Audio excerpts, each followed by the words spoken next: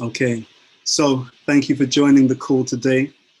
Um, I have some slides I want to show you, and we want to discuss this concept of igniting our flame and really looking at this concept in light of the fact that we're in a new year and we want to make the best of our time. We want to make the best of our time, not just in terms of where we are in the year, but in terms of our journey throughout our lives, and especially our spiritual journey. Based upon the numbers, I think we're gonna do this in a bit of an interactive way. I just want to check with the organizers. No one needs to do this now, but if I want to get people drawn into the conversation, is everyone able to unmute themselves if I need to ask them to? Okay, good. Yeah. Okay, fantastic. So we're going to get into it. And I gave a seminar recently, which was on the topic of the future by design. So some of the material will be related to that. So if you were on that seminar, you may see some things that you heard before, but there'll also be some new things that we may not have thought about.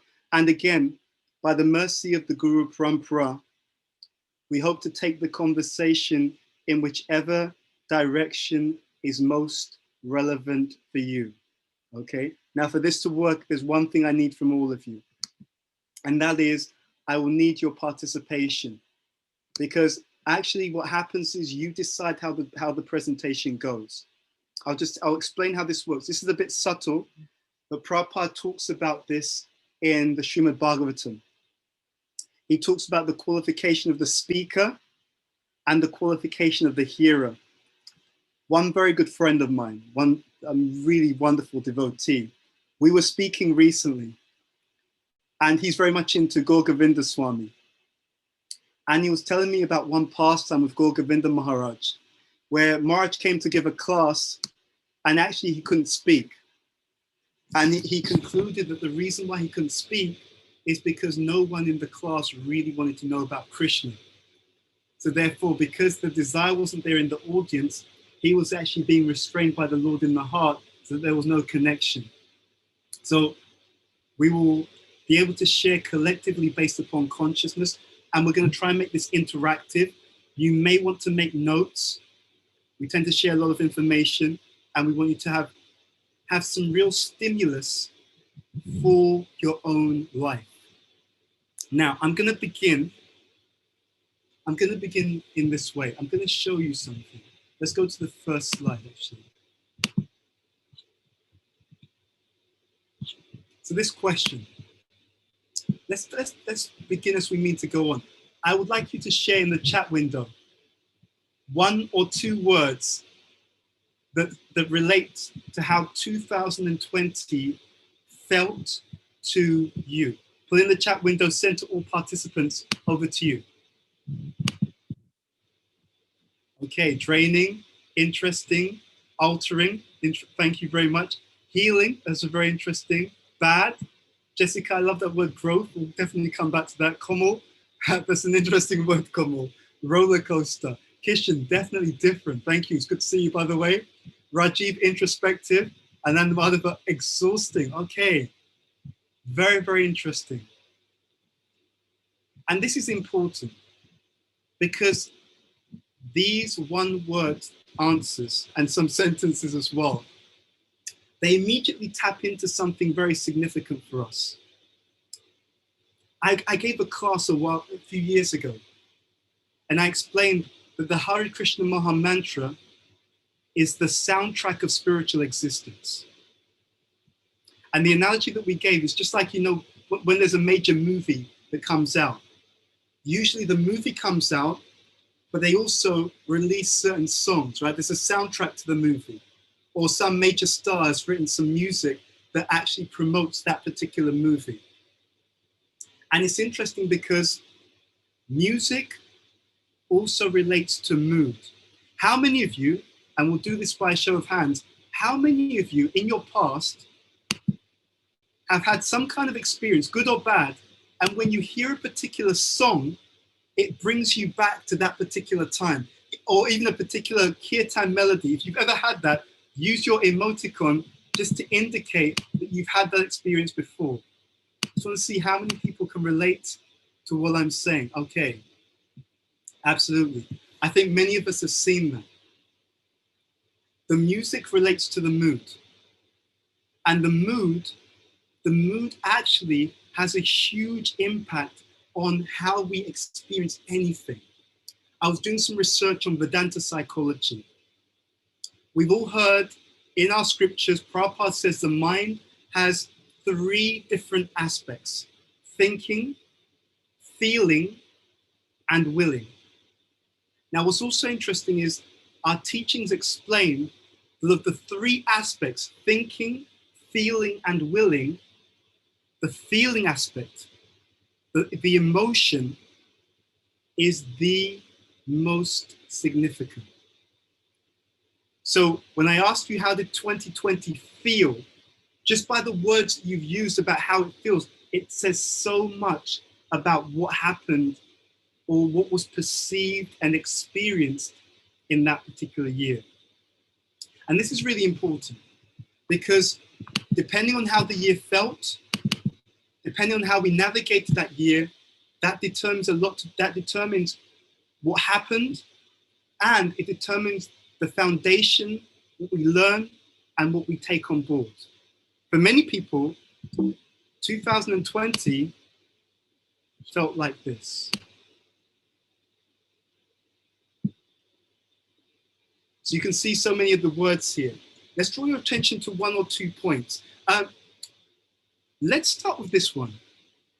You can see here it says loneliness. And I'm going to throw this out. Why would, at least for some people, why would 2020 have felt lonely? I just want to hear from 1 or 2 of you. Let's make this interactive, and I'll just tee this up.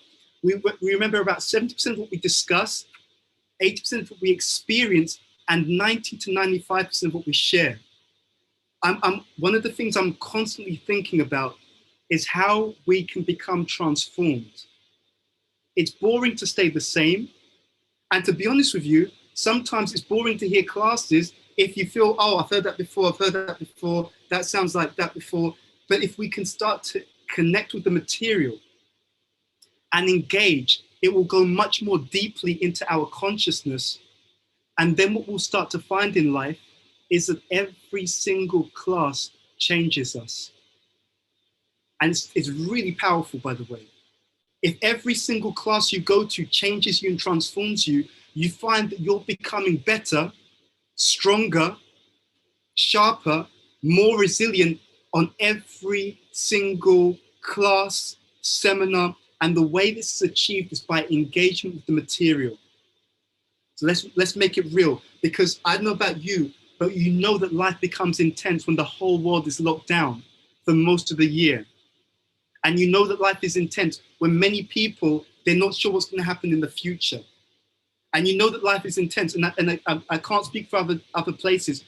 In London, when I go out my door and I see people, I can feel the anxiety. I can feel the uncertainty. I can see on people's faces, they've been hit for 6, right? They've been hit with a situation that's like, no one expected it. And they're still working out how to deal with it. And there's lots of unknowns. People don't know what's happening right now. They don't know how long things are going to last. They don't know if they're going to go back to quote unquote normal. Okay? So we want to explore all of these because there's a great opportunity for spiritually attuned people to make incredible strides in life.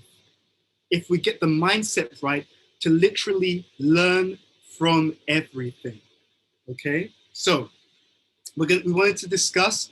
So this thing that I want to discuss for you is, let's start with this point about loneliness. Why would, for some people, 2020 be considered a lonely experience? I'd like someone to just give me an answer. You can use your emoticon if you'd like to speak, and we'd like to hear from you. Let's make this interactive. And I'm sure that there may be other people on this call also who've lost loved ones, friends and family. And to your point, Absolutely. This is one of the real, it's one of the real sadnesses of the situation that we're all in as a world society, you know. And I think this is a time, perhaps more than any other time in the world, where we really need to be there to support and show empathy and show love and consideration for what so many people are going through at this time, you know. So first of all, Bina, and you've given a very striking example of why so much loneliness can be experienced or was experienced in 2020. Okay, thank you for being on this call as well, by the way. Thank you for joining us. Thank you. Would anyone else like to share something? Why, in their experience or their understanding, why 2020, any other reasons why 2020 may be considered a lonely year for some? If you have something, use your emoticon to raise your hand so I can see you, and then I can bring you into the conversation. Would anyone else like to share? There are many people who are going through a great sense of loneliness. And to be honest, it's interesting. So one of the things that came out last year was that there are many people who also live alone.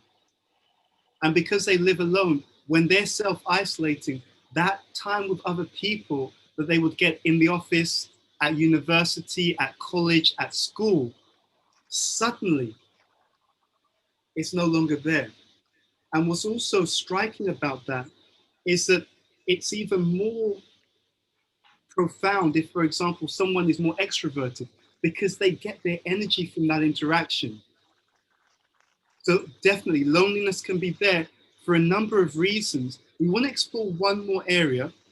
So let's just go back to the slides. And we want to look at this. So let's do this. So we talked about loneliness, but let's go to this one about uncertainty. Why would there be such a strong sense of uncertainty? And we know that's generally there, but what are people particularly uncertain about? Let's go to Jessica. What are your thoughts on this? Absolutely. And you really hit upon a key point. So I'm just going to share something on this. So before I became a devotee, I was involved in various kinds of more subtle sciences. And one of the things that I used to do was to try to understand the energy of a particular year. So every single year carries a certain energy. Every single year is in of itself a certain karmic period.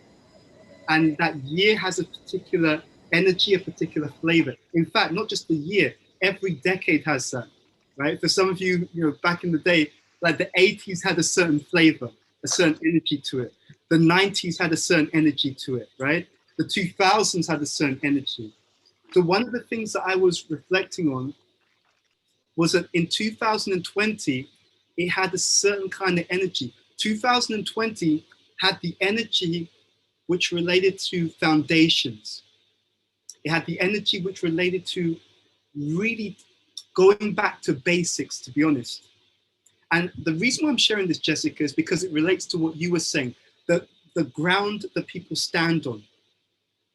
So one of the karmic lessons from 2020 was to really tune into what are your foundations, what are the quality of those foundations, and if we grasp those lessons it was an opportunity to build deeper, stronger, and more stable foundations. Now we know as devotees, the real stability is spiritual. We know that the material energy by definition is an unstable energy. Things go back and forth, things deteriorate. The unexpected is the expected in many ways. And unfortunately, let's be very honest, it's not really clear how long the situation is going to complete. In fact, what they're speaking about is how we're eventually as a society just going to have to learn to live with the virus. But the idea being that there'll be so many people vaccinated that even though it's in the environment, it doesn't affect people in the same way. So this, let's be honest, this 2020 it really surprised everyone. It really surprised everyone. And we're not through the situation yet. Okay. One of the things we hope to do in this session is to really draw upon what we can be doing to build those deeper understanding and to situate ourselves in a deeper way. And it can be done, by the way. These things can be done. In fact, if anyone is well placed to be on stronger foundations while they are in this world, it is people who have a spiritual dimension to their lives. If you were to do a study comparing those who live just in a kind of very material way and those who have a spiritual dimension means a number of things. One is a vision, a philosophy that decodes the instability, right? That allows you to see that properly. Two is a spiritual practice that does what? A spiritual practice that helps you to become used to making a particular journey. We all make journeys in life. We may go to school, we may go to work, we may go to visit friends, we may go to the restaurant, social situations, but there is one additional journey that all spiritual people go through. Every single genuinely spiritual person is used to taking the journey within. Through mantra, through prayer, through reflection, all of these things are they're actually tools for making a regular journey within oneself. And when we do this, you start to have two existences. You're able to maneuver the outside world, the outside existence, but you also become increasingly comfortable maneuvering the inner world. So when people become very accustomed and attuned to the inner world, the inner journey, it gives you a whole new realm of exploration that literally the majority of the world don't have access to or are not accustomed. They have access, but they're not accustomed to making that journey. It's just something to think about. I'm going to bring my slides back up and we're going to move on because there's a lot to explore and I also want to give time for questions. So I'll move a little bit more quickly. So there are many unknowns, a lot of uncertainty, and yet we still need to move forward in life. So the question is simply this: where is it going to go in the future? Now we have these aspirations. We have things that we want to achieve. We have ideals. We want to go forward. And yet at the same time, we're not clear what's happening, where we're going. So the question is very simply, what can we do about this and how can we move forward? I want to show you something which can give us a clue about how we can navigate not just the year that we've been through, but it's a clue that will allow us to navigate our entire life successfully, okay? And I think some of you may have seen this in my Future by Design video. If you have seen this, then just hold tight. But for others, this will be new. I'm going to play you a video and you'll see everything in the video. I just want you to tune into what you're seeing. Then we will have some discussion after the video. So let's go.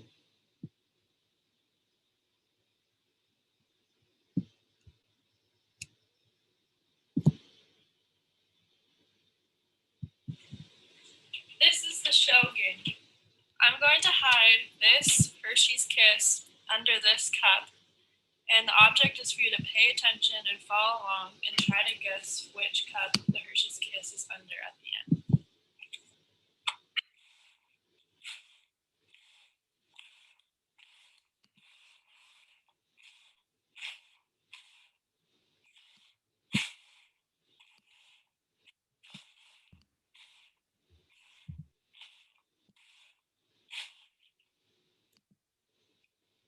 Try to guess if it's in the left cup, the middle cup, or the right cup.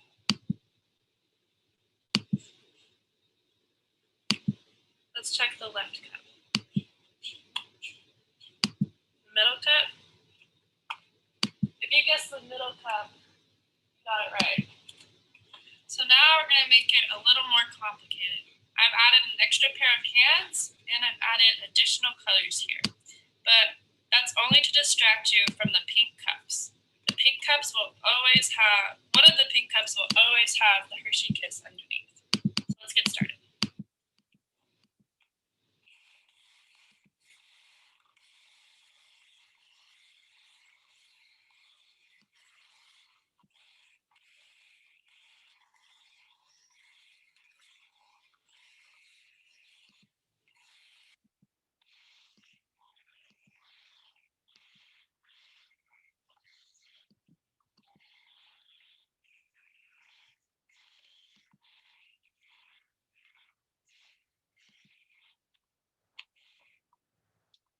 So can you guess where the Hershey Kiss is?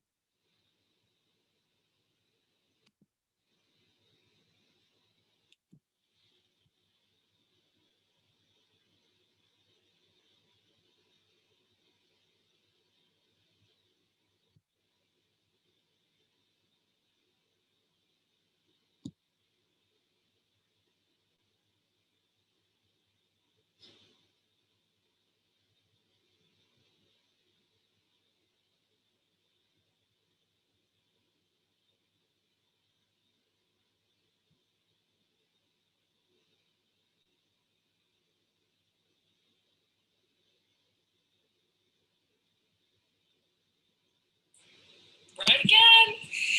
You're so good at this. Yeah, okay. Okay.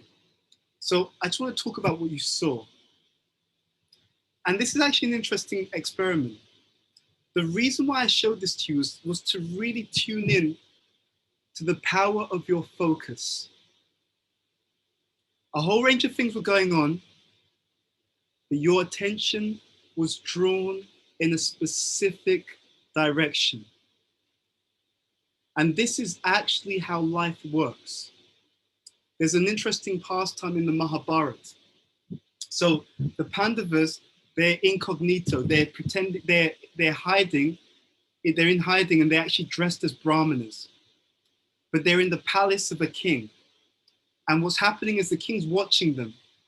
And he notices that these people, they're dressed as Brahmins, but when they're in the palace, their attention is immediately drawn to the weapons. And they're looking at the weapons and they're admiring the weapons. And the kings are thinking, these guys are dressed as Brahmanas. Why are they so interested in the weapons? And he realizes the fact that they're drawn to these weapons indicates that they're not Brahmanas. If it was Brahmanas, they may be drawn to the books, okay? They want to be into the information. These guys are looking at all the weaponry. This indicates something about every single person and our consciousness. What happens for each and every one of us, we have selective attention. There's what's happening in life, and then there's what we are tuning into. In any situation, because there's so much information in the environment, you can't actually be attentive to everything. Now, what happens for most people is they tune into things unconsciously. But much of the power of an individual is to consciously choose where you give your attention. Because actually, that's what defines your year.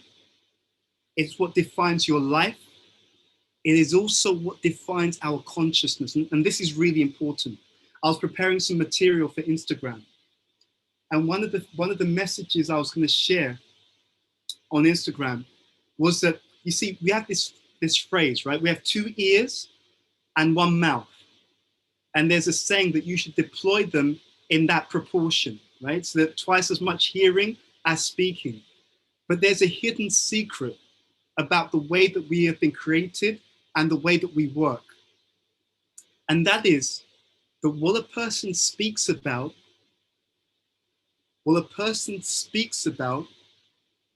is actually a result of their hearing. It's a very, very powerful point. What you hear, it then becomes internalized as a thought process. And then because you start to think about it, that's actually what comes out. There's this statement that Prabhupada says, a fool remains hidden until they speak. What Prabhupada is actually saying is you can understand something about a person's consciousness by their speech. It's actually a science. Even in the secular world, they actually know this. I do leadership training for a living. My manager, he knew this, and he alluded it to a bit before, but there's studies on this. You can tell also how confident someone is by the way that they speak, you know? You can tell how confident they are. You can tell whether their confidence is real confidence, that means it's actually based upon knowledge, or if they're confident above their actual qualification. You can tell, because you can see the disparity between their conviction about something and their knowledge. You see, when the conviction and knowledge are equal, it means they have authentic confidence. Their confidence is based upon knowledge. When they're confident, but their conviction is above their actual understanding, which means that they can't properly explain something, even though they assert it, then you know you're dealing with people who are actually, they're overconfident. There's all of these sciences are there. It's a hidden psychology of sound, which is in the scripture. Anyway, that's a whole other seminar. We're not going to get into that now. But the point is, a fool remains hidden until they speak, because in the Shastra, your speech and your intelligence are connected. You see? So if you know these subtle sciences, you just need to listen to someone, you can immediately understand what's going on. Immediately. Because of the quality of speech is actually signifying the quality of the intelligence. Anyway, these are some subtle things. But the reason why I'm saying this is because if we think about this, we have a chain. What we hear affects what we think. What we think affects what we speak. That means that we have control. That means that my thought pattern, which affects my speech pattern, it all begins with the quality of what I take in. Now, it's not even just the hearing, it's actually the quality of what we take in generally. All of these things actually run through our entire system, and there's a feedback loop, because what I speak is also what I'm hearing. So I can empower myself by the quality of what I take into my life, or I can degrade myself by the quality of what I allow to come into me. What is it that Krishna says? What is it that the Shastra says? Upadeshamrita, vacho vegam manasakroda vegam. Right? It's explained the control of the tongue, the belly, the genitals, all of these things, especially the tongue, because it's an input. It's what I'm putting in, which is also affecting everything else in my system. All of these things are making a powerful difference. So if we want to live a life where we can do really well, there's two things that we need to do. We need to be mindful of the quality of what we bring into our consciousness, and we need to choose positive choices consistently. Okay, let me repeat that, because if you remember nothing else, don't underestimate the power and the simplicity of this. Our thought pattern is coming from the things that we've had input into our consciousness, what we've heard, what we've read, what we've said, what we've discussed with people, what we've seen on TV, on the internet. There's a huge crisis in terms of mental health, and they don't know. Can you believe this? Because they don't have Shastra, you get this confused vision. That's what the mode of ignorance does. All of these different things, and no one knows what's causing it. They don't know that if you were just to change consistently the quality of what you bring into your consciousness, your whole life will change. Think about that. If you were to change consistently, not once off, this is the other thing. People do it as a one-off. It doesn't work the same way. If any, and you can do this experiment, by the way. I've been experimenting. I'll tell you honestly. I can't even lie. We don't even give people stuff that we don't test drive ourselves. If you did this for 1 week, you chose consciously the things that you bring in, that you, not just randomly surfing on the internet, not just randomly surfing on your social media, not just randomly having conversations with people. If for 1 week, and it's just a week, if you did it for a month, it's phenomenal.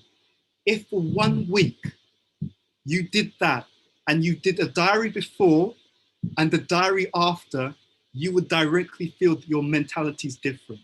I'll tell you the truth. I was having a conversation this morning with one devotee. It was a great conversation. So what was being discussed, that particular devotee, there was certain association that they used to be around. Okay, association has 2 types.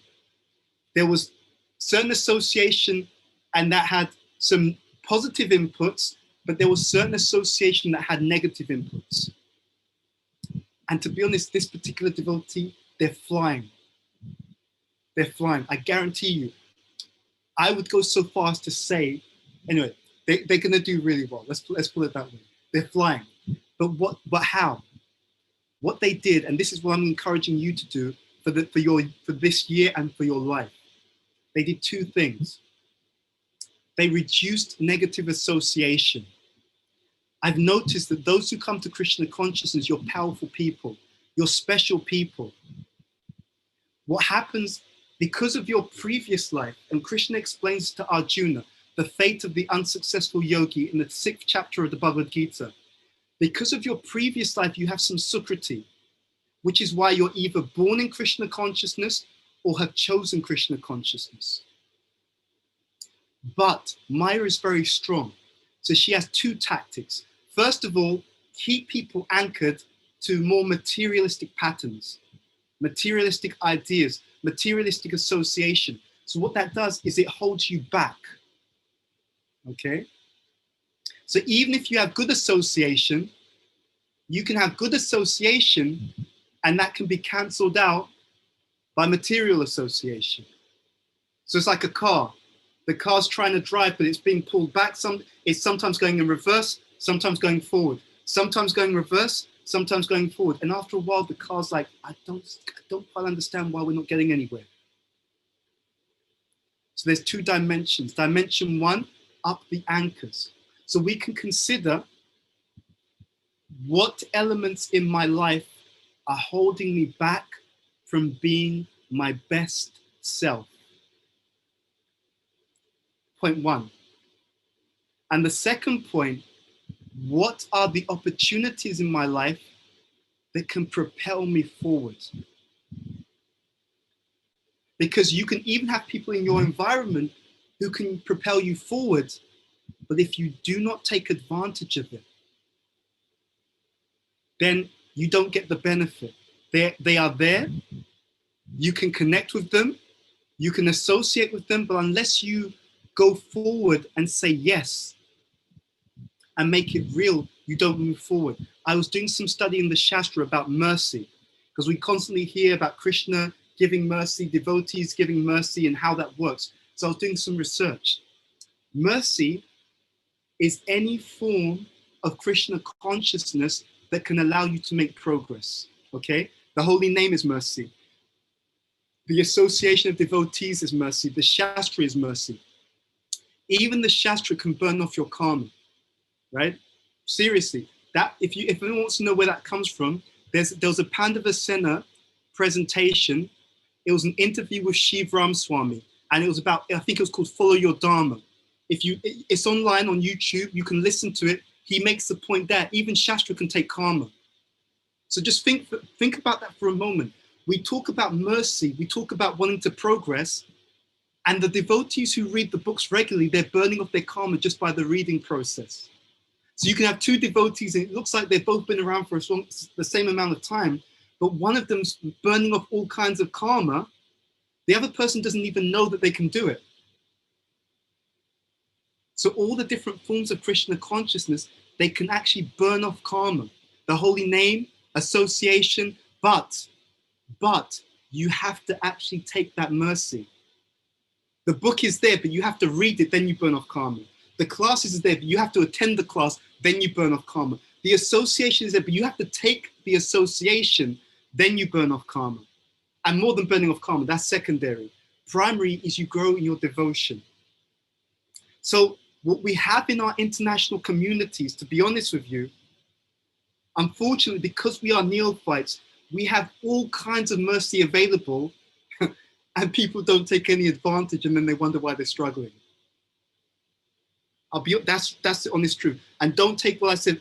Check out the class. I think it's called Unlock Your Dharma or Follow Your Dharma. If you pull into YouTube, Pandavasena, Shiv Ram Swami, Dharma, it's an interview, and he's being interviewed by a person named Nanda Gopa.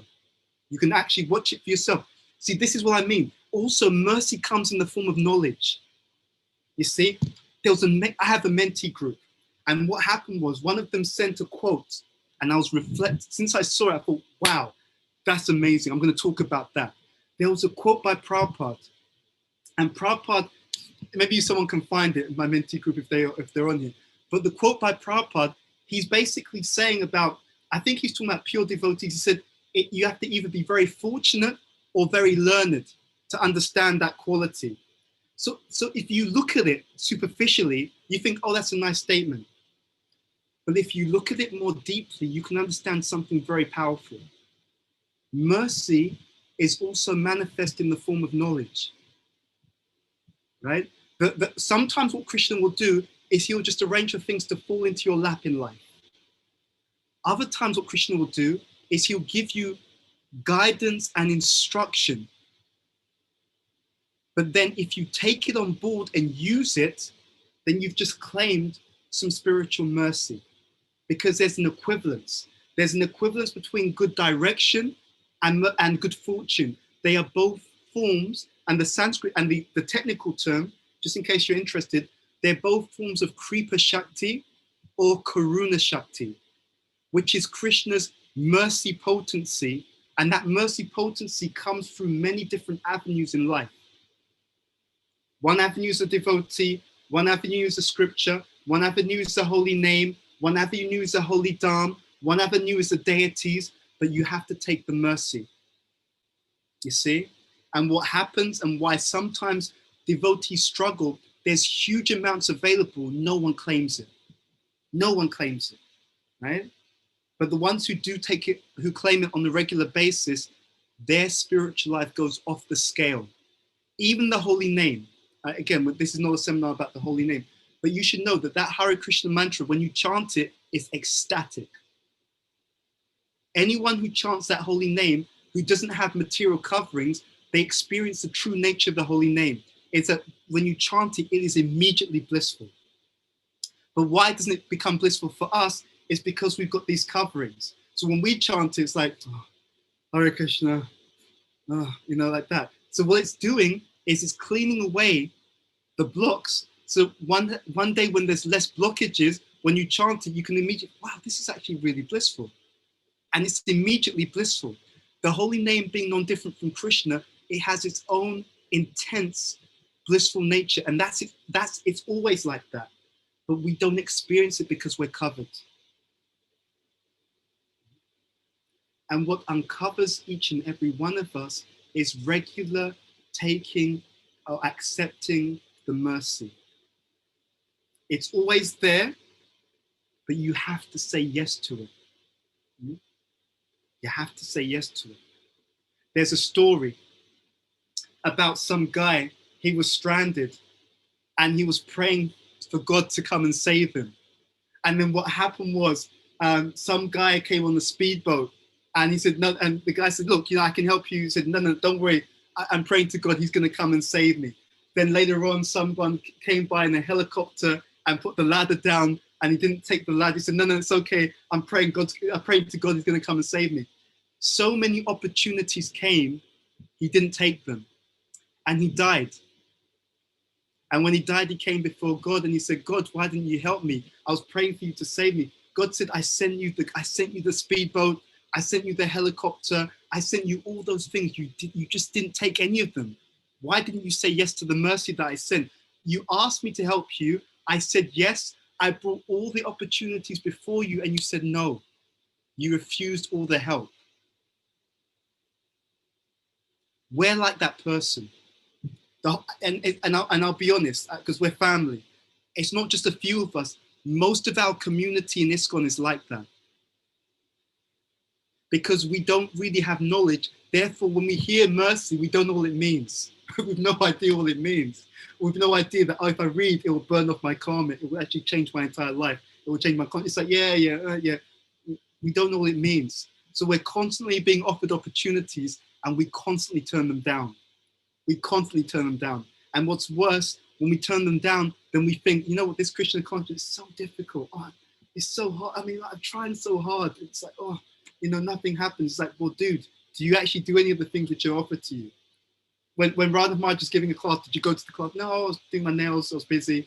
Okay, so you turned down the mercy. Okay, so that Bhagavatam set that they gave you at the, for some special festival, it's gathering dust. Do you read any of the books? No, I don't read the books. No. That's the point. That's what it means. We don't take any advantage of what we've been given. And then let's be wrong, this is why many of us, when the situation comes, it's challenging. There's a very hidden principle, it's an esoteric principle in our Bhakti Yoga tradition. Krishna loves you so much, he will, if you're even a little bit sincere, he will always give you a heads up before something happens. Always. Now, when I say heads up, it will be in different forms. Let's make it real. I'll tell you what happened to me. So 2004, for years, I was doing like just part-time or temporary jobs because I wanted to spend more time in the temple doing preaching, and it was blissful. It was absolutely incredible. 2004, my spiritual master, His Holiness Bhakti Tirtha Maharaj, he had planned his world tour. As part of the world tour, he was coming to London. Before he was coming to London, there was a Pandavasena trip. A Pandavasena trip with Bhakti Tirtha Maharaj, Jadwaita Maharaj, and Radha Maharaj, and they were in New Vrindavan, and that was one part of the trip. And the other part of the trip, they were going to New York. So I was thinking, I haven't got any money, being very honest. And I thought, you know what? My Guru Maharaj is coming to London, so I'm not going to bother going to the Pandavasena trip. I'll see him when he comes. There's a seminar, and this seminar, I'll tell you honestly, it changed my life. This seminar changed my life.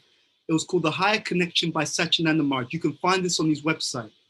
And the seminar is about how to contact the super soul, right? And I wrote to Satchidananda Maharaj after hearing that seminar, and I spoke to my Guru Maharaj about it. So what happened was I listened to that seminar. Either it was late 2003 or 2004. And one of the things that really stuck in my mind from the seminar, again, mercy. The classes give mercy, but you have to take it. You have to actually see it for what it is and say yes. So in that seminar, one of the things he said is that if you think Krishna is trying to tell you something and you're not sure, he said, don't act on it.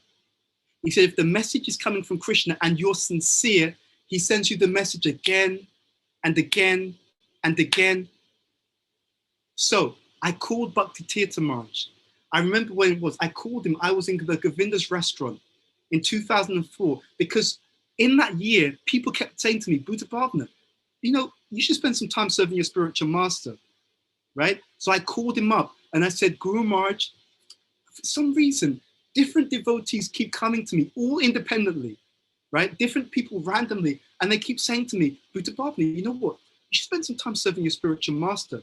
So I called him up and I said, so I don't know, I think maybe Krishna wants me to come and spend some time serving you. And he said to me, he said, yes. He said, if you can get the time off, come and serve me.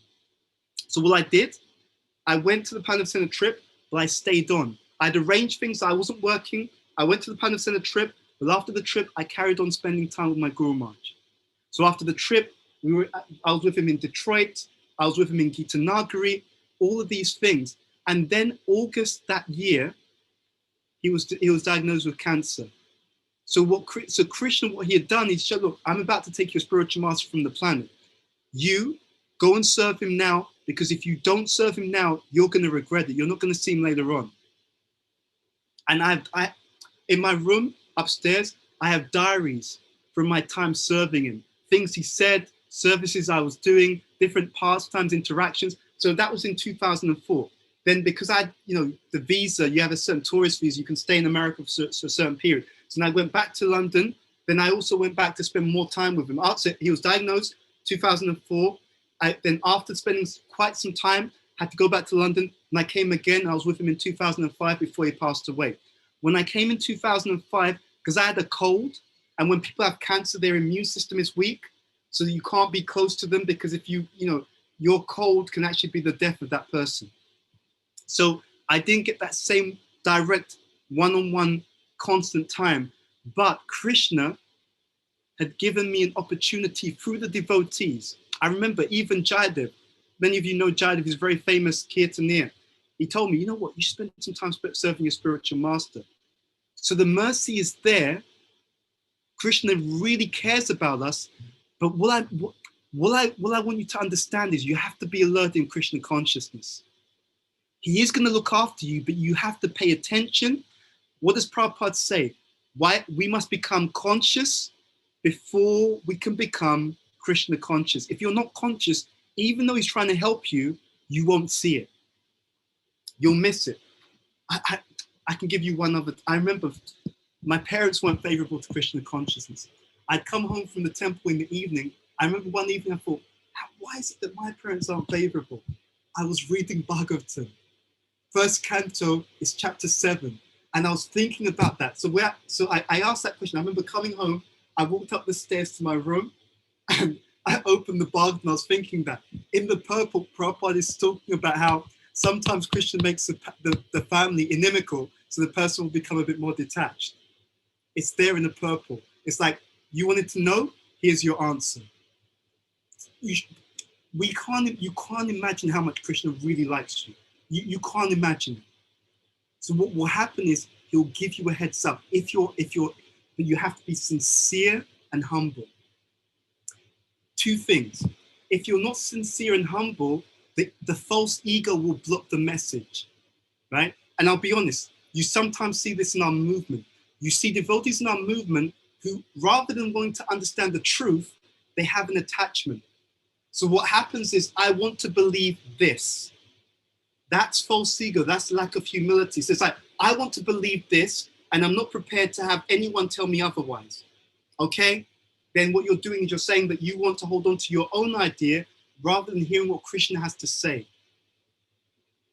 And because of that false ego, Krishna may tell them something, but they're not ready to hear the truth. They want to hear something that reinforces their own illusions or their own attachments, right? And we know this. We all have experience. Sometimes let's say, I'm going to give an example. Hopefully this doesn't play out. Sometimes you know someone and the people that they hang out with, they're not good for them. And it's obviously not good for them. And you tell them, you know what, I don't think these people are good for you. But because they're attached, they don't want to hear it.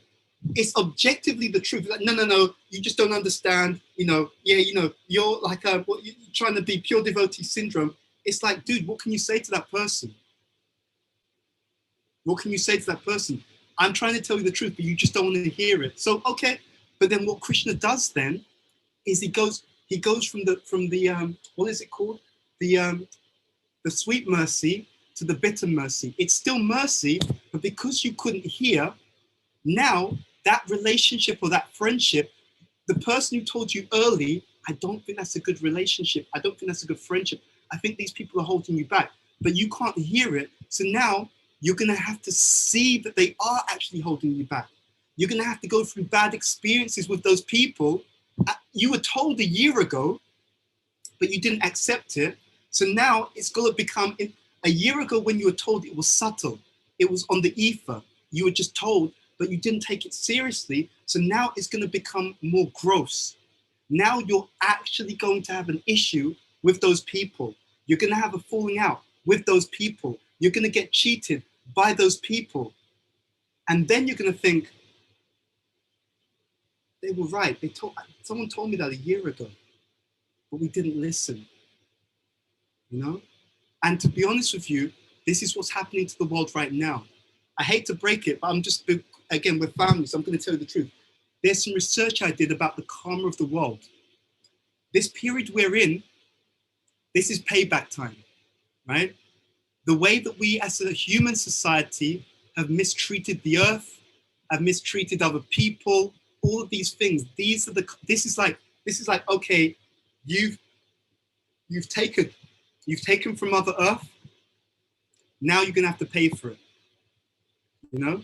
So there's some karmic payback on the global level where karma is now coming, the payback is coming. Now, we don't have to play into that karma, by the way, as devotees, okay? We don't have to play into that karma, but it is a karmic payback that's happening in the world right now, because Krishna only allows something to happen like that for so long.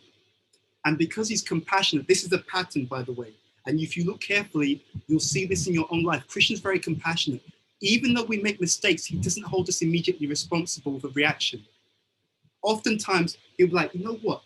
I don't think it's a good idea. I know you think it's okay, but I'm going to keep knocking on your door, suggesting it's a bad idea. And it's only if you refuse to listen again and again and again that it becomes more intense. What is pain? I was listening to a class by my spiritual master yesterday on intuition and prayer. And there was a message for me. There was something I'd been thinking about, and in the class, it came up again. And I thought, wow, okay, confirmation. What was being said is that, and this is true, pain is one of the ways in which Krishna uses to show us you're going in the wrong direction, right?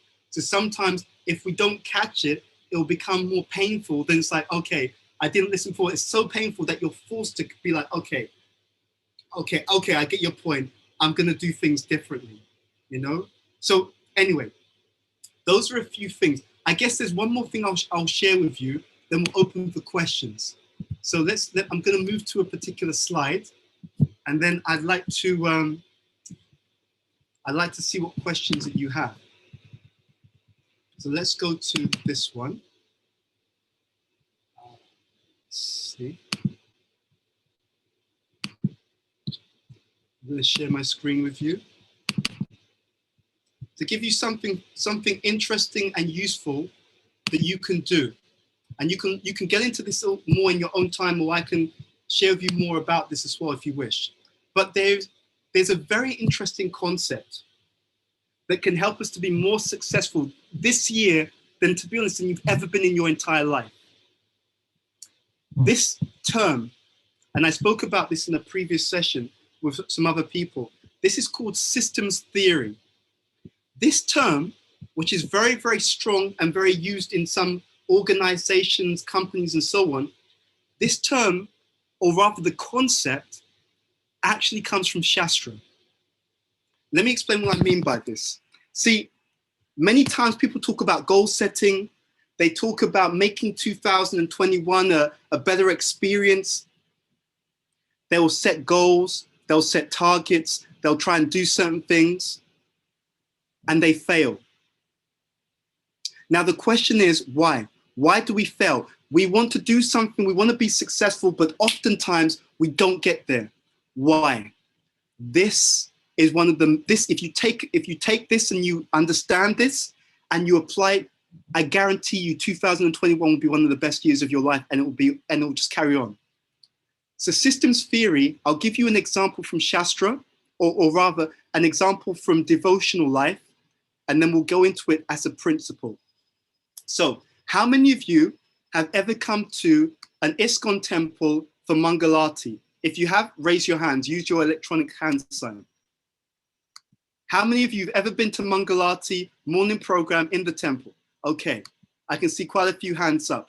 Okay, how many of you have found that, how many of you have stayed for the japa period, right? So you actually chant with the devotees in the temple, right? Okay, now, how many of you have found that when you're with the devotees in the temple and you're chanting, it's much easier than when you're having to chant by yourself at home? Anyone ever found that? Okay. Now let's look at why. Okay.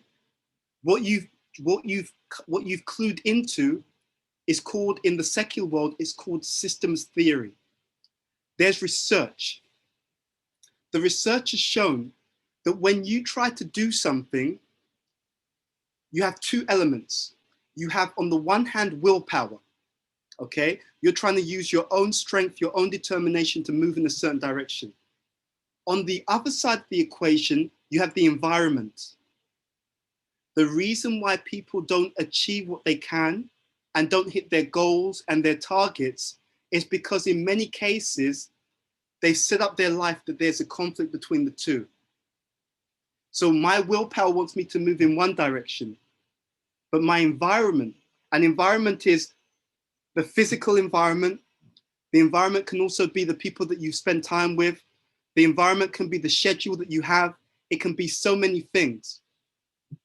But what happens in 99.9% of the cases is that we have set up a conflict between our will, our willpower, the direction that we want to go in, and the environment that we're operating in.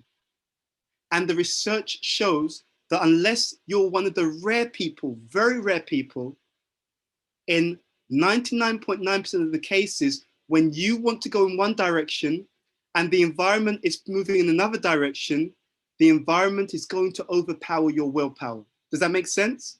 Can anyone relate to that? Just raise your hand if you've ever had that kind of experience. You wanted to go in one direction, but the environment was pushing you in another direction. Absolutely. So back to the analogy of Mangalati. So you're in the temple, everyone's chanting. So even though when you're at home, you sometimes feel the desire to check your mobile phone while you're chanting the rounds. Even though when you're in the environment, when you're chanting with other devotees, you find that you may feel like doing something like stopping for your rounds for a bit, but because the environment is heavily leaning in a certain direction, something very powerful happens. Something very powerful happens. You're able to achieve more with less willpower. Think about that. This is a serious point I'm making to you. It's simple, but extremely serious. So systems theory, it's all about one thing. It's about setting up your environment to support you in the direction in life that you want to consciously go in. Okay? And the idea behind this is very simple. You first of all figure out, where do I want to go? That's part one. Second, you figure out, what do I need to do? How do I need to shape my environment to support me in that direction? Okay? And then what happens is you start to act on it. So what happens is I've got my goal, then I've got my environment that leans or pushes me in the direction that I want to go in. And then I've got the consistent interaction. What do I mean by consistent interaction? I continually put myself in the environment that supports me in the goal that I want to go in. Now, if you do step 1 and step 2 consistently, what happens in step 3 is the environment goes into you. Okay? In other words, this is how you generate powerful, lasting habits. And your habits are the autopilot of your success in life. I repeat that. Your habits, and I'm going to put it as an Instagram handle, I'm going to put it as an Instagram quote at some point, so don't steal it. Your habits are the autopilot of your success. If you want to, and don't take this lightly, if you want to be successful in life, what you want to do is outsource as many powerful habits as you can. Okay? You want to put those positive things on autopilot. And again, the steps are very simple. Number 1, where do I want to go? What's my goal? Or goals, plural. Step 2, how do I set up the environment that supports, and let's make it real. Let's give you an example. Let's say that you find you get distracted in your chanting. Okay? Your chanting isn't very good. And you want to be better, right? Who doesn't?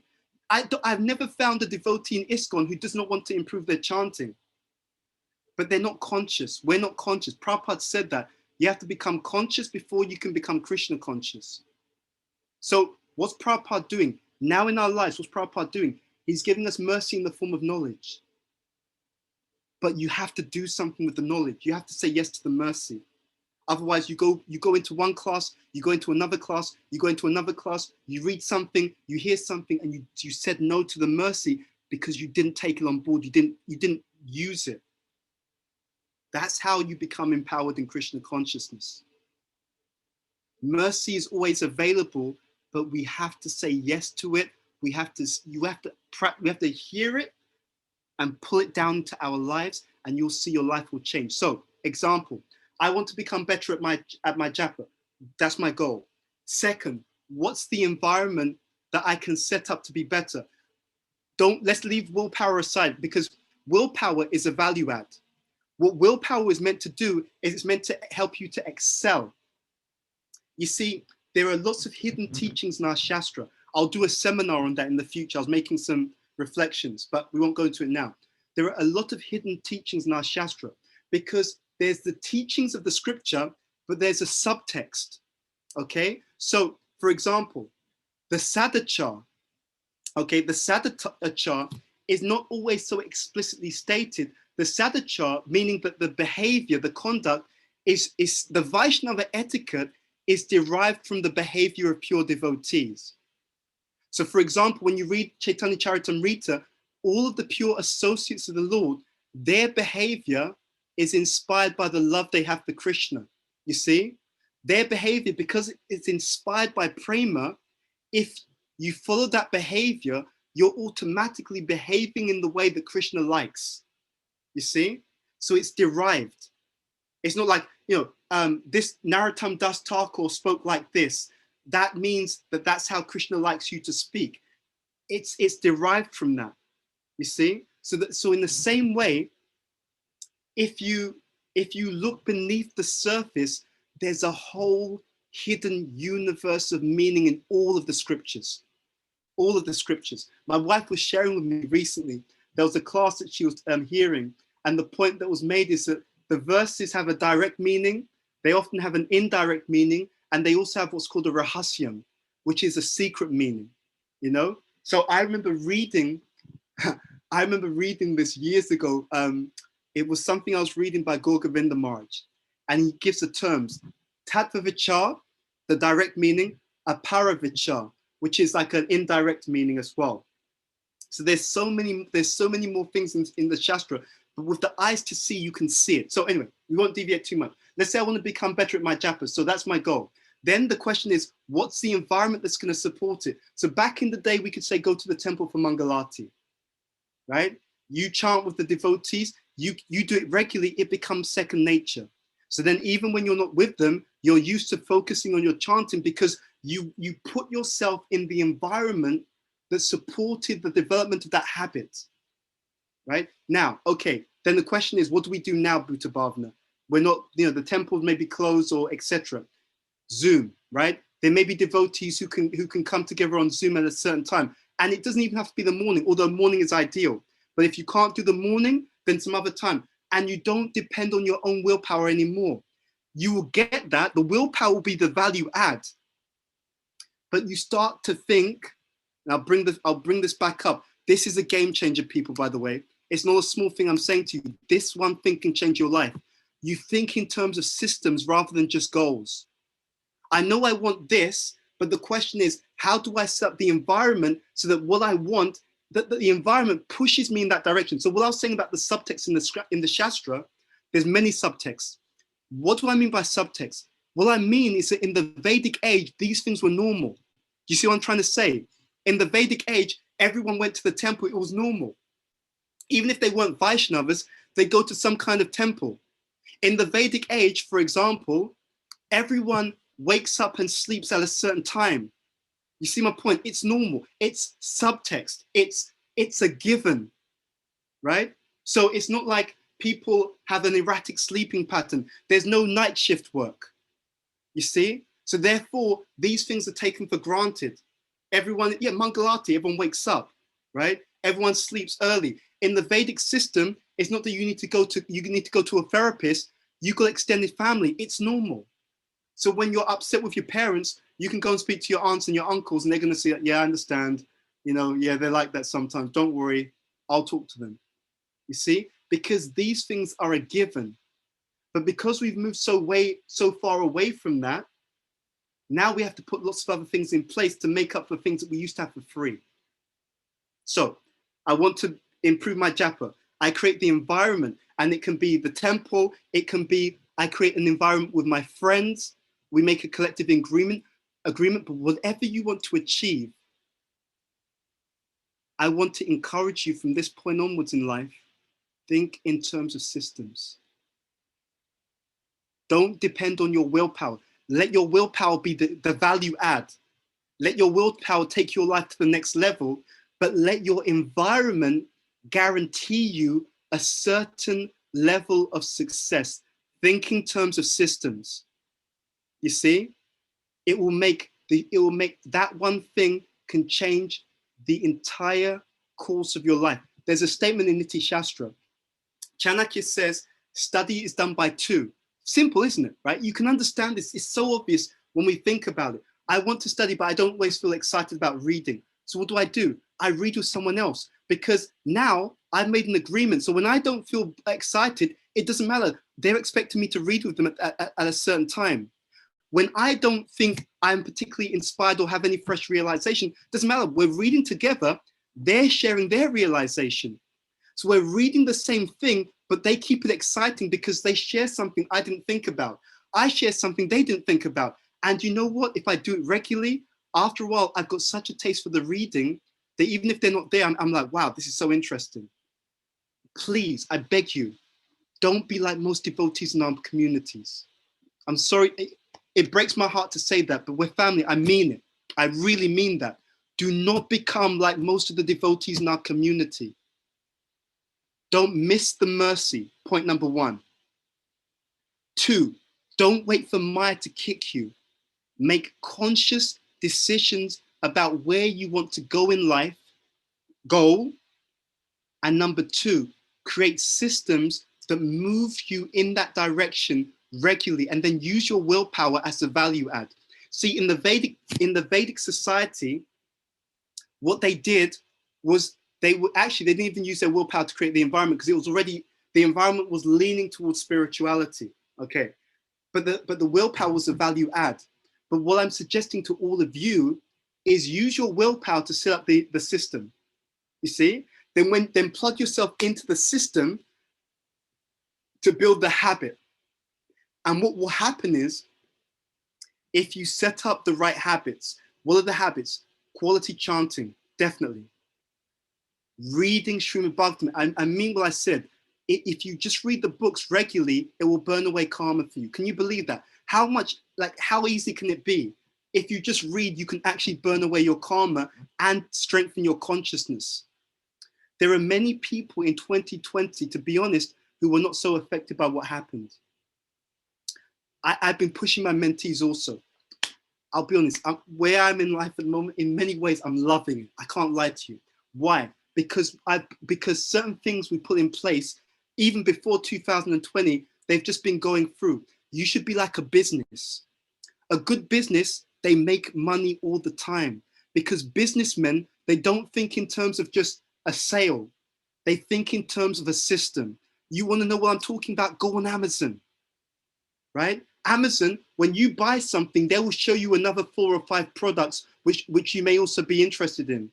And with Amazon, when you go on there, they'll also show you people who bought the thing that you're going to buy. They also bought this and this and this. In other words, they're showing you all the complementary goods that connect with it. So if you want to excel in life, you need to take a step back and think carefully about what habits are going to make me successful, and get those habits on autopilot.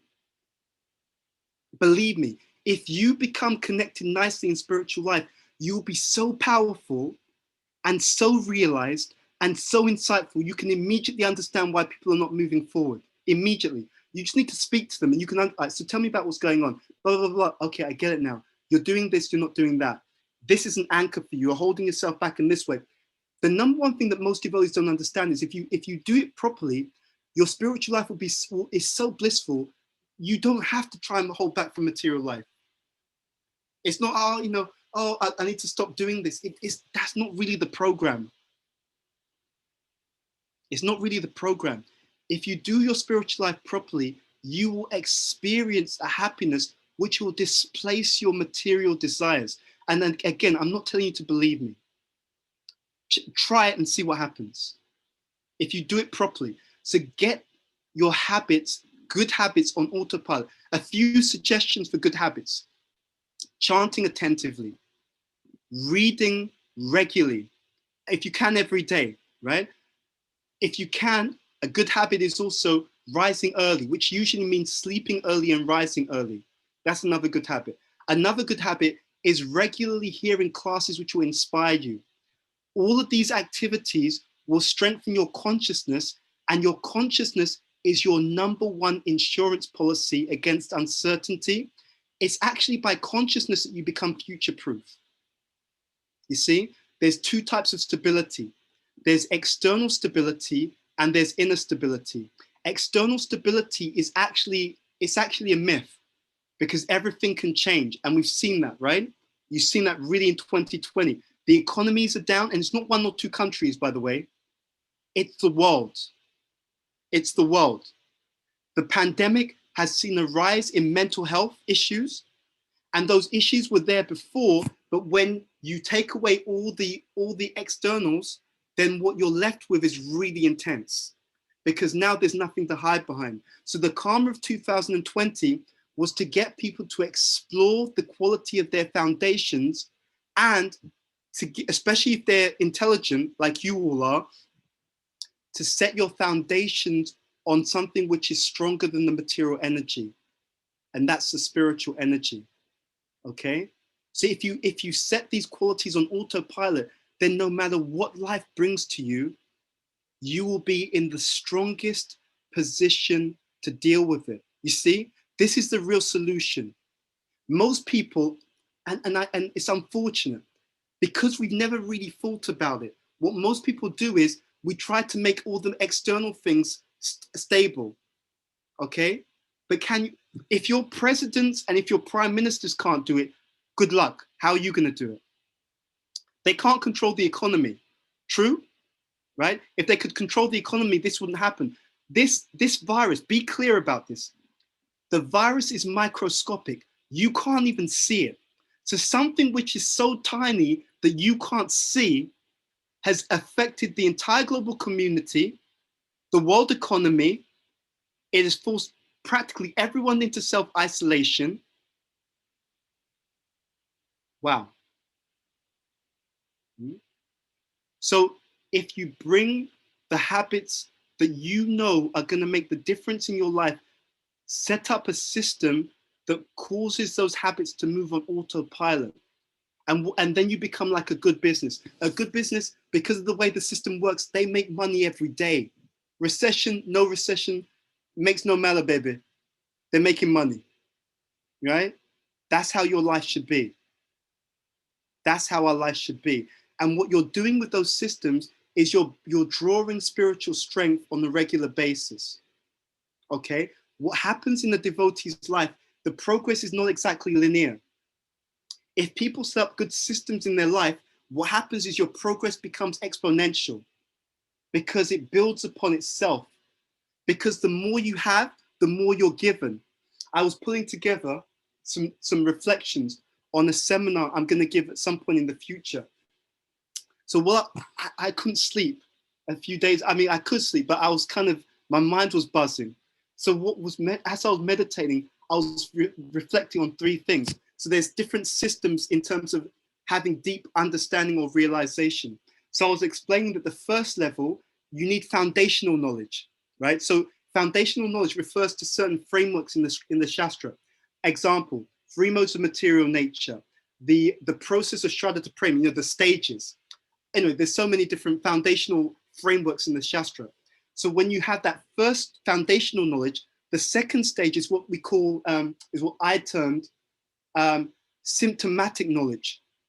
So you have the frameworks, but then you understand the symptoms of each of those frameworks. So for example, I know that the symptoms of the mode of goodness are illumination, cleanliness, etc., etc. I know the symptoms of the mode of passion are greed, lust, etc. I know the symptoms of the mode of ignorance are laziness, delusion, etc. So the first level is you know the framework. The second is you know the symptoms of each of those frameworks. Now, something amazing happens. When you understand these two levels of knowledge, then when you read the Shastra, you can see a lot more. Because you'll read something. Let me see if I'll read this to you, because I wanted to try and share this to give you a really tangible example. So this is the Bhagavad Gita. If I remember correctly, this is chapter 14.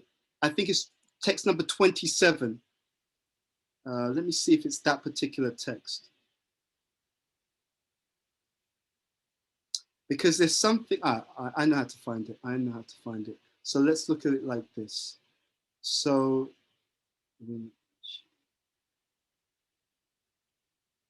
I'm going to read you something, and you're going to decode it for me. So listen to this. This is chapter 14 of the Bhagavad Gita, text number 22 to 25. Now, listen to this, and then I'm going to ask you to decode it. I'll just read you the first part of this chapter, of this verse.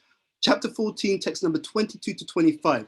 The Supreme Personality of Godhead said, O son of Pandu, he who does not hate illumination, attachment, and delusion. Okay, now you're going to decode this for me. In terms of the modes of material nature, it said he who does not hate illumination. Illumination is what mode? The mode of? Goodness. Goodness. Okay. Attachment, which is the mode of? Passion. Passion. And delusion, which is the mode of? Ignorance. You see the point? If you carefully study the Shastra, you'll see Krishna sometimes speaks thematically. But again, if you know the frameworks, modes of material nature, you know the symptoms of each mode, then when you read something like that, you say, oh, I get it, I get what he's saying. He's talking about the modes of material nature. He's using what we call exemplars. Illumination, as you said, goodness. Attachment, passion. Delusion, ignorance. You can start to have deep insight, and you can start to unpack so many different things in the Shastra. You see? So to be honest, there's a whole other universe in Krishna consciousness which is not so apparent. It's not so apparent, but it's there. It's there. Anyway, I don't want to take us off because I'm also conscious of time. But I want to leave you with this consideration. The number one thing I want to leave you with is that we want to move in life in a certain direction. We want to arrange our lives. I love this idea of igniting the flame. You want to not just ignite the flame, you want to keep it going. You want to keep that flame burning, baby. Okay? So you need constant fuel. But the fuel should not be whenever you remember to do something. Okay? The idea is you have a goal, then you set up a system that keeps you moving towards that goal, and you're doing it more on the energy of the environment, and then but with willpower as well. So you use your willpower to set up the environment. To set up the environment, you have to use your willpower and your intelligence. How do I create the situation that supports me in moving to that goal? Okay, so you use your willpower and intelligence to create systems, and you engage with that system on a continuous basis, because what that does is you're building up spiritual strength, which makes your spiritual life and your spiritual strength progress like this. It becomes exponentially strong. And that strength is your greatest way of future-proofing your life. Okay? You set up a system that transforms you, right? And that is what Prabhupada did in the morning program. That's what Prabhupada did in the book distribution. That's what Prabhupada did in the Sankirtan movement. They are systems.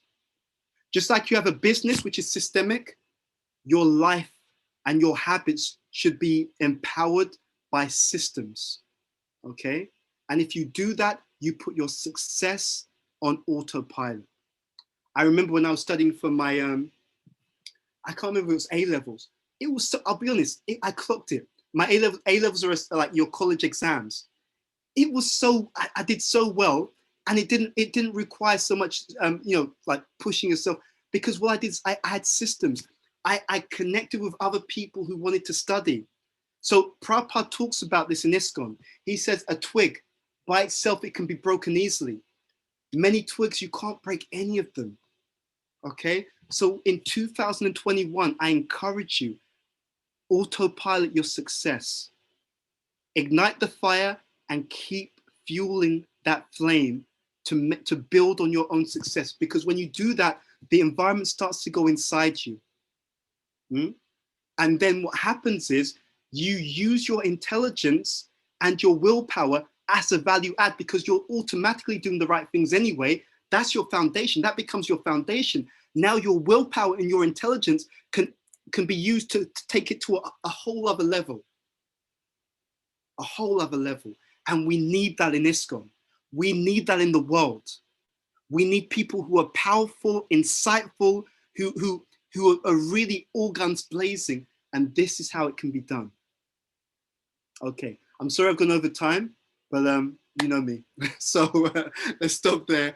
And I've got time if anyone else has time for Q&A. If not, if you need to go, I completely understand. Yes, so that was really amazing. Thank you so much. We're just going to do about 10 to 15 minutes of questions. So if you have to leave, feel free to. So we'll start off. So one of the questions are, when maneuvering the inner world, a lot of undesirables can manifest that we were previously unaware of.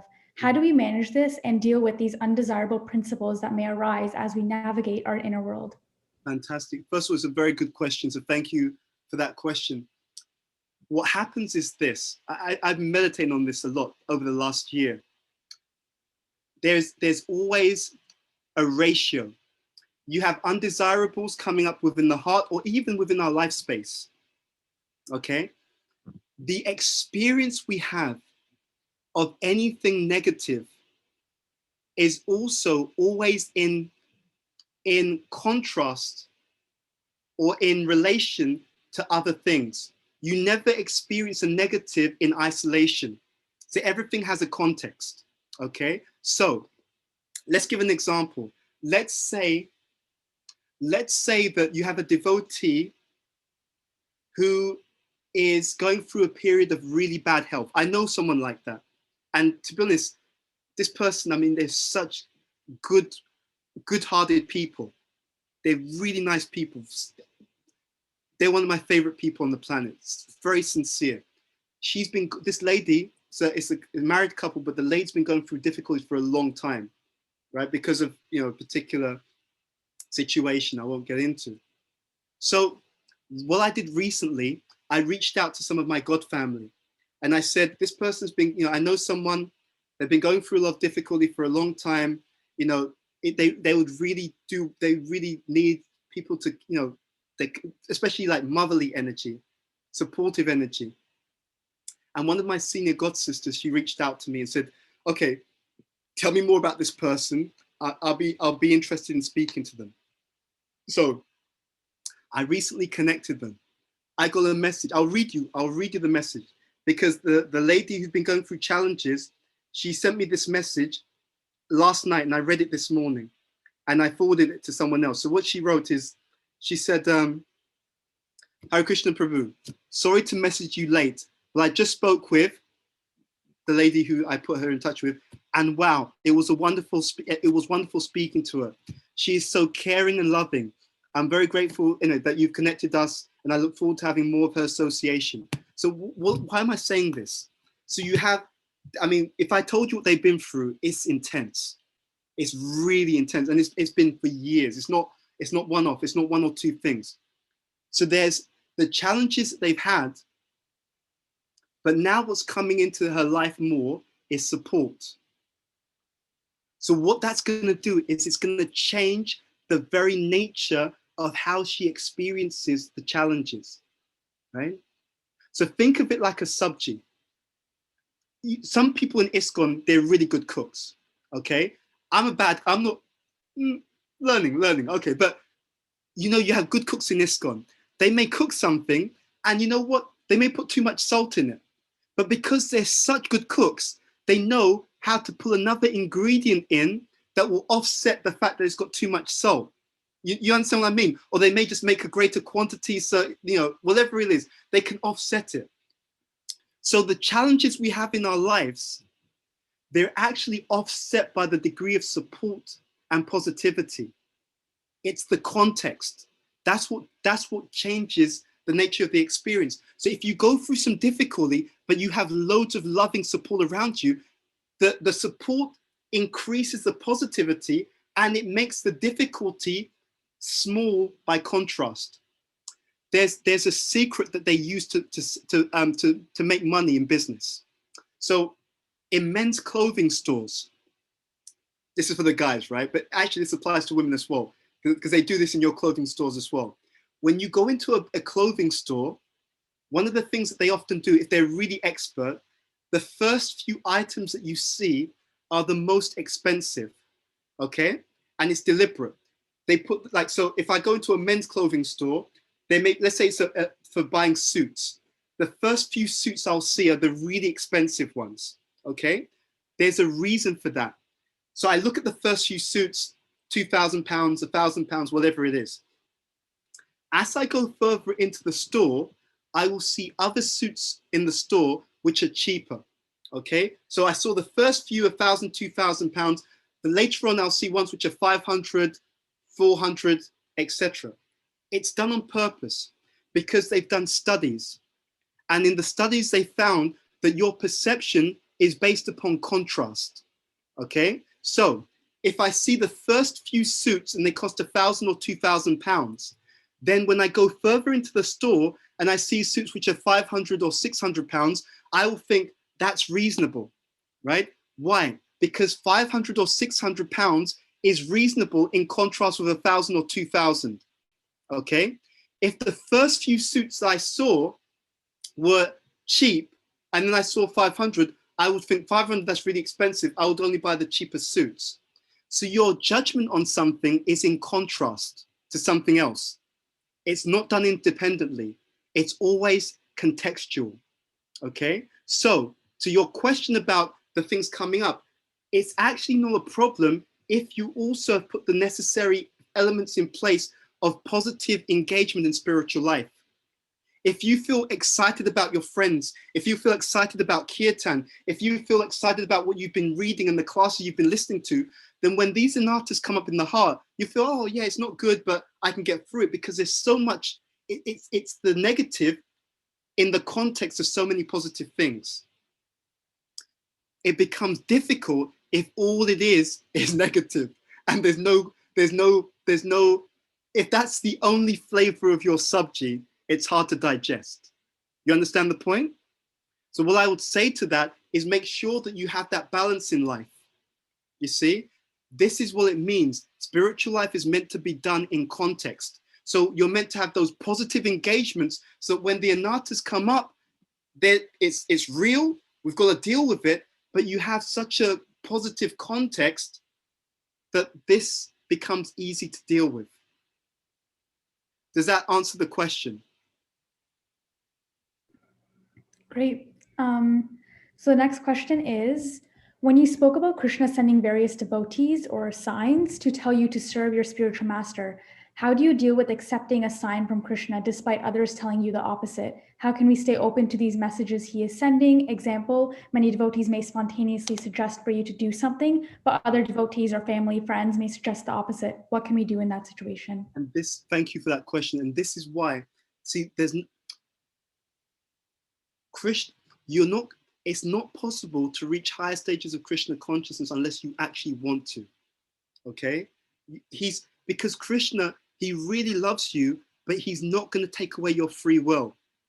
And what you want is shown by what you do.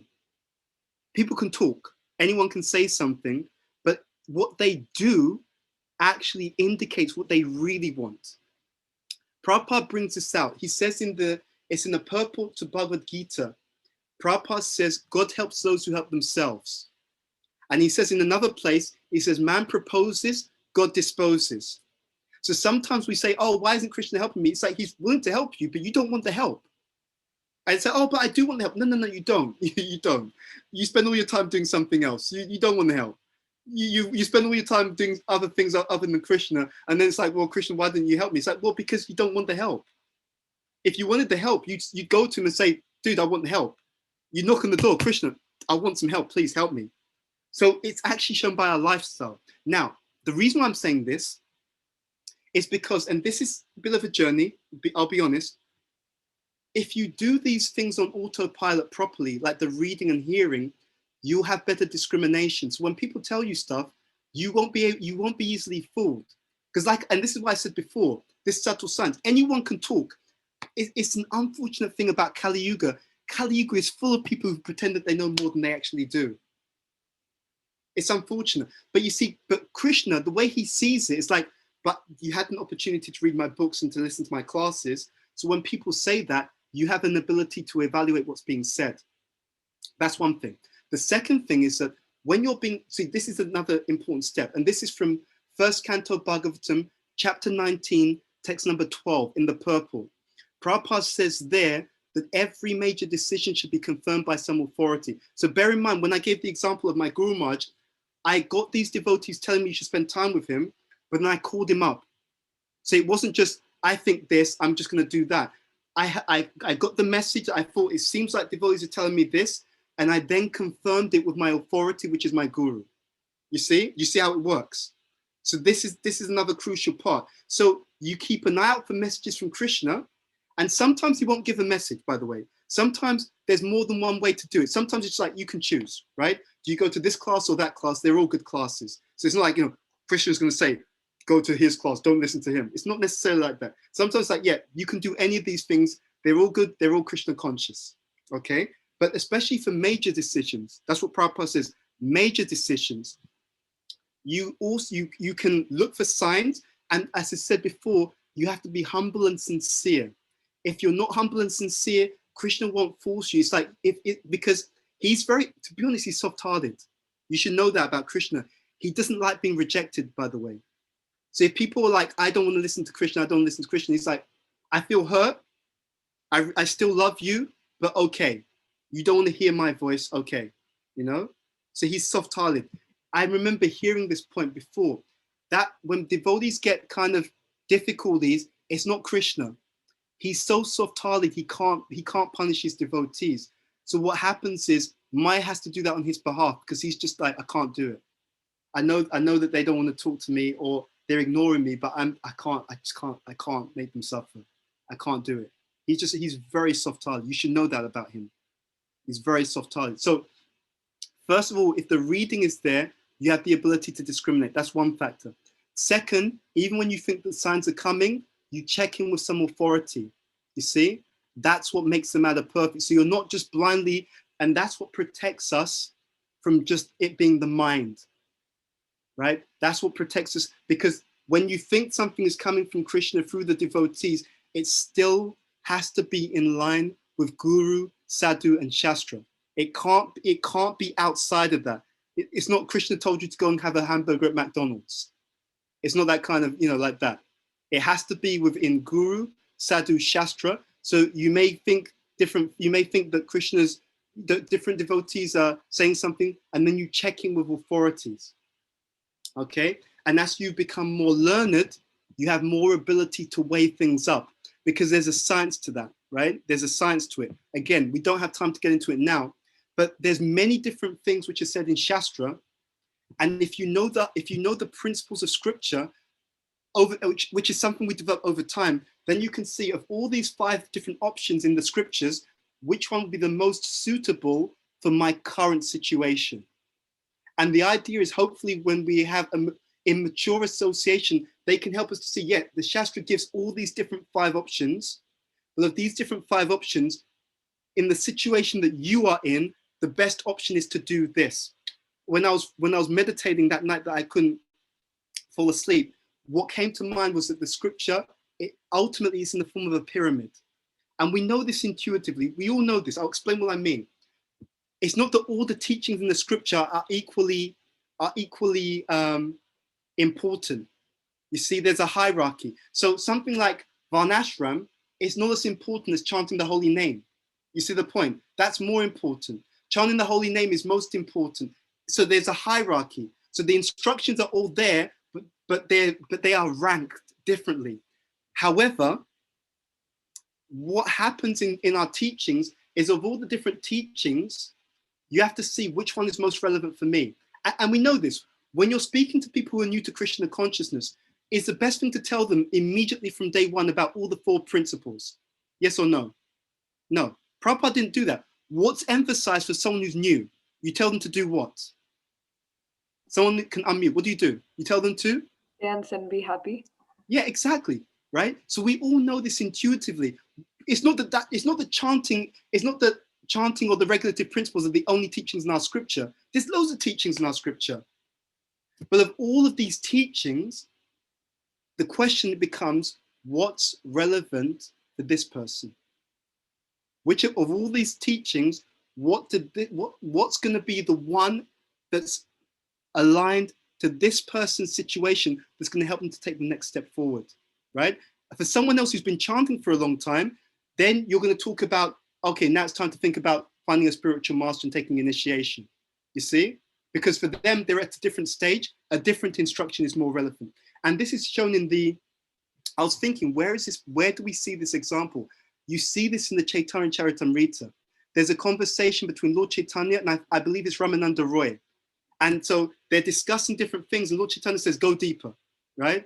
And then they discuss something, he says, go deeper. They discuss something else, he says, go deeper, because it's a hierarchy, you see? So there is the absolute hierarchy, and then there is the personal hierarchy. The absolute hierarchy is how the scripture ranks in terms of different teachings. Then there's the personal hierarchy, meaning for this person on the journey, what do I emphasize for him or her?